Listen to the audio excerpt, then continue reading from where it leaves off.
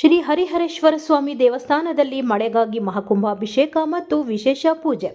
ಚಿಂತಾಮಣಿ ನಗರದ ಆಜಾದ್ ಚೌಕದಲ್ಲಿ ನೆಲೆಸಿರುವ ಐತಿಹಾಸಿಕ ಪುರಾತನ ಶ್ರೀ ಹರಿಹರೇಶ್ವರ ಸ್ವಾಮಿ ದೇವಾಲಯದಲ್ಲಿ ಮಳೆಗಾಗಿ ಪ್ರಾರ್ಥಿಸಿ ಸೋಮವಾರ ಮಹಾಕುಂಭಾಭಿಷೇಕವನ್ನು ಶ್ರದ್ಧಾಭಕ್ತಿಯಿಂದ ಆಚರಿಸಲಾಯಿತು. ದೇವಾಲಯದಲ್ಲಿ ಒಳಗೆ ಹೊರಗೆ ಹಾಗೂ ಶಿವನಿಗೆ ವಿಶೇಷವಾಗಿ ಅಲಂಕಾರ ಮಾಡಲಾಗಿತ್ತು. ಬೆಳಗ್ಗೆಯಿಂದಲೂ ಪಂಚಾಮೃತ ಅಭಿಷೇಕ, ರುದ್ರಾಭಿಷೇಕ ಸೇರಿದಂತೆ ವಿವಿಧ ಧಾರ್ಮಿಕ ಕಾರ್ಯಕ್ರಮಗಳು ನೆರವೇರಿದವು. ನಂತರ ಶಿವನ ಲಿಂಗ ಮುಳುಗುವವರೆಗೂ ನೀರನ್ನು ಸಮರ್ಪಿಸಿ ಮಳೆ ಬೆಳೆ ಸುಭಿಕ್ಷವಾಗಿ ಆಗಬೇಕು ಎಂದು ಪ್ರಾರ್ಥಿಸಿ ಶ್ರದ್ಧಾಭಕ್ತಿಯಿಂದ ಮಹಾಕುಂಭಾಭಿಷೇಕವನ್ನು ಆಚರಿಸಲಾಯಿತು.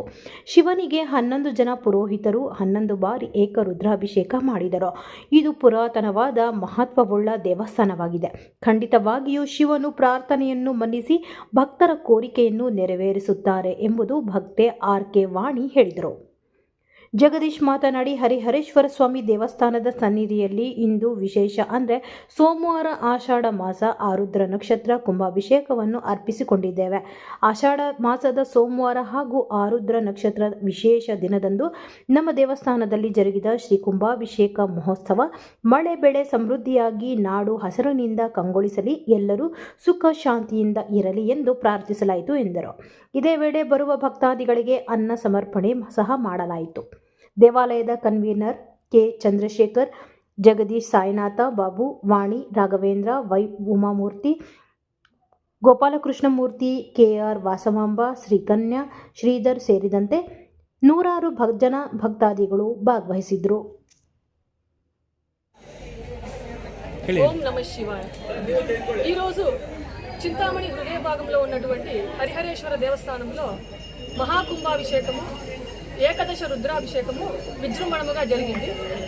ఉదయాన 6:30 నుంచి స్వామికి పంచామృత అభిషేకము, తదనంతరము రుద్రాభిషేకము, అదేవిధంగా మహాకుంభాభిషేకము ఇప్పటి వరకు జరిగి భక్తాదులందరూ కూడా భక్తి శ్రద్ధలతో భగవంతుని దర్శించి తీర్థప్రసాదం మంగళారతి చూసి తీర్థప్రసాదం తీసుకొని అందరూ కూడా తరించినాము. ముఖ్యంగా ఈ కార్యక్రమము చేసేందుకు సంకల్పం ఏమి అంటే ప్రపంచమంతా కూడా సుభిక్షంగా సర్వే జన సుఖినో భవంతు అనే సంకల్పంతో మనము ఈ కార్యక్రమాన్ని చేసినాము.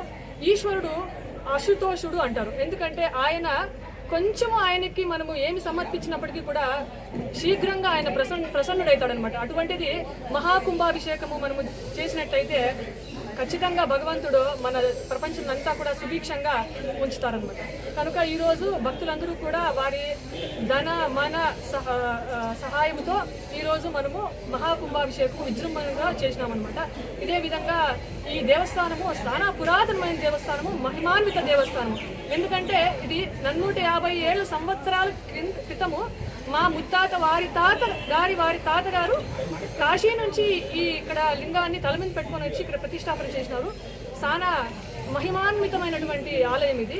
ఇటువంటి ఆలయంలో మహాకుంభాభిషేకం చేసి మన ప్రపంచమంతా కూడా సుభిక్షంగా ఉండేట్టుగా రైతులు, సామాన్యులు, ఉద్యోగస్తులు, వ్యాపారస్తులు అందరూ కూడా సుఖ సంతోషాలతో సమృద్ధిగా ప్రపంచమంతా సుభిక్షంగా ఉండాలని సంకల్పించి ఈరోజు ఇక్కడ 11 మంది పురోహితులతో రుద్రమంతా పఠింపబడింది. ఉదయాన నుంచి చాలా బాగా ఇక్కడ దైవ కార్యాలంతా చాలా బాగా జరిగింది. దీనికి సహాయపడినటువంటి ప్రతి ఒక్కరికి కూడా హృదయపూర్వక ధన్యవాదాలు తెలియజేస్తున్నాను. అలాగే మా మీడియా సోదరులకు కూడా విశేషంగా మేము ధన్యవాదాలు తెలియజేస్తున్నాం. ఎందుకంటే ప్రతి ఒక్క కార్యక్రమానికి వారు అదందరికీ తెలిసే విధంగా అన్ని కూడా న్యూస్ చేస్తున్నారు. ಧನ್ಯವಾದಗಳು. ಸರ್ವಂ ಶ್ರೀ ಕೃಷ್ಣಾರ್ಪಣಮಸ್ತು. ನಮಸ್ಕಾರ. ನಾವು ಚಿಂತಾಮಣಿ ಆಜಾದ್ ಚೌಕದಲ್ಲಿರುವ ಶ್ರೀ ಹರಿಹರೇಶ್ವರ ಸ್ವಾಮಿ ದೇವಸ್ಥಾನ ಸನ್ನಿಧಿಯಲ್ಲಿದ್ದೀವಿ.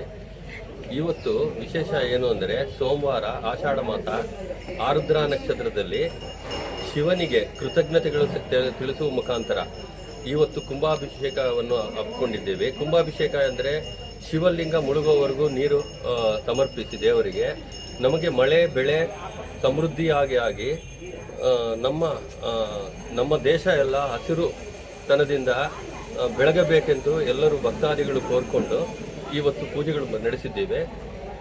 ಇಲ್ಲಿ ಸರ್ವೇ ಜನೆ ಸುಖಿನೋ ಭವಂತು ಅಂತ ಎಲ್ಲರೂ ಪ್ರಾರ್ಥಿಸಿ 11 ಸ್ವಾಮಿಗಳು 11 ಸಾರಿ ರುದ್ರ ಅಭಿಷೇಕ ಮಾಡಿ ಶಿವನಿಗೆ ಪ್ರತ್ಯೇಕವಾಗಿ 11 ಅಂಕಿ ವಿಶೇಷವಾಗಿರುತ್ತದೆ. ಅದಕ್ಕೆ 11 ಸಾರಿ ರುದ್ರವನ್ನು ಪಠಿಸಿ ನೀರನ್ನು ತುಂಬಿಸಿ ಎಲ್ಲರೂ ಭಕ್ತಾದಿಗಳು ಮಳೆ ಬೆಳೆ ಸಮೃದ್ಧಿಯಾಗಿ ಆಗಬೇಕೆಂದು ಕೋರುತ್ತಾ ಇವತ್ತು ಈ ಕಾರ್ಯಕ್ರಮವನ್ನು ತುಂಬ ವಿಶೇಷವಾಗಿ ನಡೆಸಿಕೊಟ್ಟಿದ್ದಾರೆ. ಎಲ್ಲರಿಗೂ ಧನ್ಯವಾದಗಳು.